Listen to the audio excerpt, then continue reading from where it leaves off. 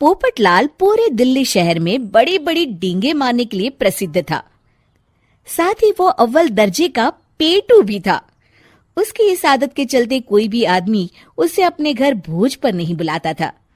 फिर एक दिन पोपटलाल अपनी बहन के घर जाता है, जो दूसरे शहर में रहती थी। अरे पोपटलाल, बड़े दिनों के बाद तुझे मेरी याद आई। माय डियर बहना, तू तो जानती है मैं अपने कारोबार में कितना व्यस्त रहता हूँ। हाँ, तेरी बात भी सही है। अब आया है तो कुछ दिन ठहर के जाना। अरे दीदी, ये भी कोई कहने की बात है। श्यामा देवी पोपटलाल को रहने के लिए एक कमरा दे देती है। अगली सुबह पोपटलाल जोर जोर से गरारे करना शुरू कर देता है। नकुल की पत्नी नींद से जाग जाती है और घबराकर अपने पति नकुल को जगाती है। अरे उठिए, लगता है हमारे घर में कोई जानवर घुस आया है। कैसी अजीब अजीब आवाजें निकाल रहा है, मुझे तो बड़ा डर लग रहा है। अरे कोई जानवर नहीं है भाग्यवान, पोपटलाल मामा जी हैं, अपना गला साफ कर रहे हैं। इतनी सुबह सुबह? अभी तो सिर्फ 4 बजे हैं। मामा जी इसी तरह से जल्दी उठ जाते हैं। अच्छा, ठीक है। नकुल की पत्नी जैसे ही सोने लगती है और जल्दी नाश्ता भी करते हैं। क्या मतलब? मुझे अभी उठ के उनके लिए चाय नाश्ता बनाना पड़ेगा? हाँ। अरे मर गई रे, अब मेरा क्या होगा?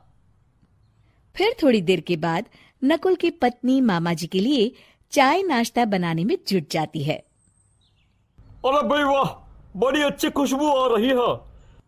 बहू, जो भी बना रही हो फटाफट ले आओ, जोरों की भूख लगी है। हाँ मामा जी, अभी लाती हूँ। देखते ही देखते पोपटलाल सारा नाश्ता चट कर जाता है। बहू, कल से पराठे में देसी घी ज्यादा डालना, आज कुछ मजा नहीं आया।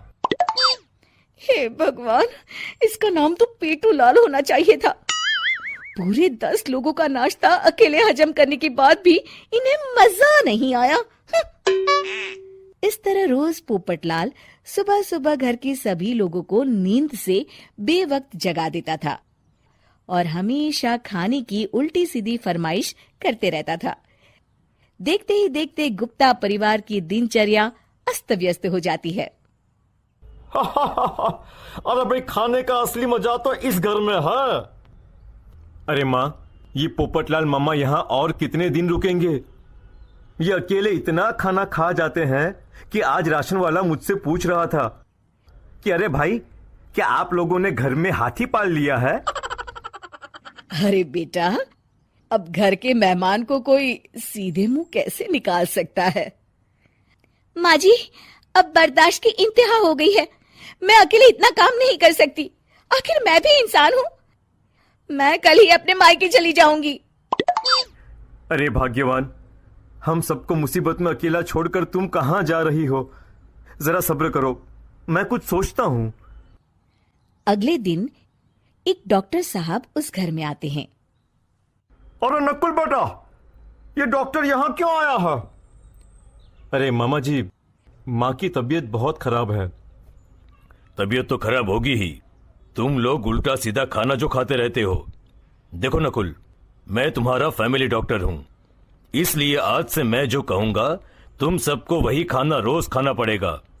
आजकल कितनी बीमारियां फैल रही हैं, पता भी है तुम्हें?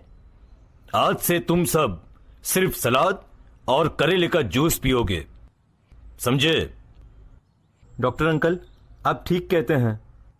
पोपटलाल घबरा के, अरे क्या खाक ठीक है भांजे?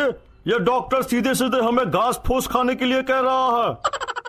अरे मैं कहता हूँ भगा इस डॉक्टर के बच्चे को यहाँ से। अरे मामा जी, डॉक्टर साहब ठीक ही तो कह रहे हैं। इसी बहाने आपका इतना बड़ा पेट जो बाहर निकला हुआ है वो अंदर हो जाएगा। इस तरह गुप्ता परिवार रोज खाने में सिर्फ सलाद खाना शुरू कर देता है। बेचारे पोपटलाल का बुरा हाल हो जाता है। ये लीजिए मामा जी, ताजा ताजा करेले का जूस।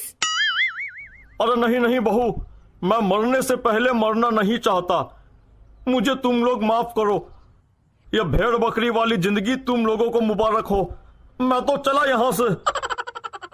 पोपटलाल अगले दिन ही घर छोड़कर चला जाता है। क्यों बेटा नकुल, मेरी अदाकारी कैसी थी? मजा आ गया डॉक्टर। आपने तो बॉलीवुड के कलाकारों को भी मात कर दिया। आपको तो ऑस्कर मिलना चाहिए। बेटा ये थोड़ा ज्यादा हो गया।